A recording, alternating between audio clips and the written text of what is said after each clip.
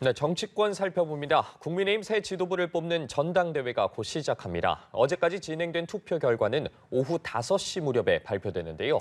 네, 전당대회 현장에 나가 있는 취재기자 연결해서 들어보겠습니다. 김보용 기자. 네, 국민의힘 전당대회가 잠시 후 식전 행사를 시작합니다.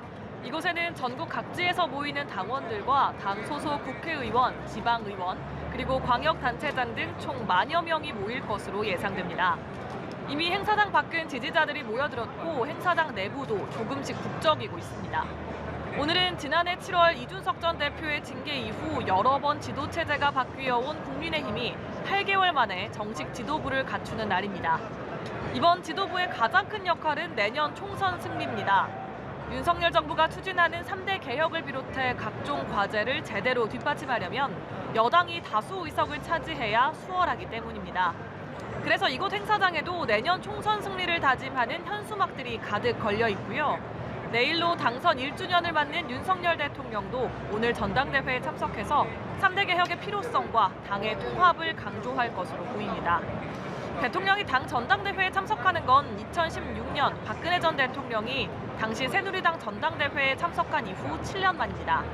공식 행사는 3시부터 시작하고요. 나흘간 진행된 당원 투표 결과는 오후 4시 45분쯤 청년 최고위원과 최고위원, 당대표 당선자 순으로 발표됩니다.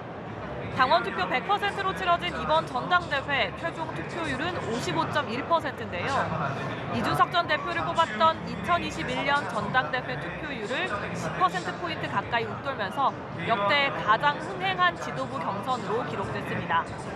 당권주자 4명은 그동안 전국을 누비면서 7차례 합동연설회와 4번의 TV토론 등 숨가쁜 일정을 소화했습니다.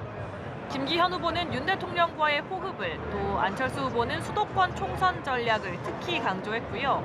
천하람 후보는 개파 정치 척결, 황교안 후보는 정통 보수정당 재건을 각각 기치로 내걸었습니다. 네, 치열한 경선전만큼이나 오늘 현장 열기도 아주 뜨거울 것 같습니다. 그런데 오늘 당대표가 결정되지 않을 수도 있다고요? 네, 그렇습니다. 당대표의 경우 과반 득표자가 나오지 않으면 1, 2위 후보 간 결선 투표로 넘어갑니다. 당원들은 모레부터 이틀간 두 후보 중 한 명에게 다시 투표하고 그 결과가 12일에 발표됩니다. 일단 국민의힘 지지층을 대상으로 한 여론조사 기관의 조사에서 선두를 달려온 김기현 후보는 과반 득표로 승부를 오늘 끝낼 것으로 기대하고 있는데요.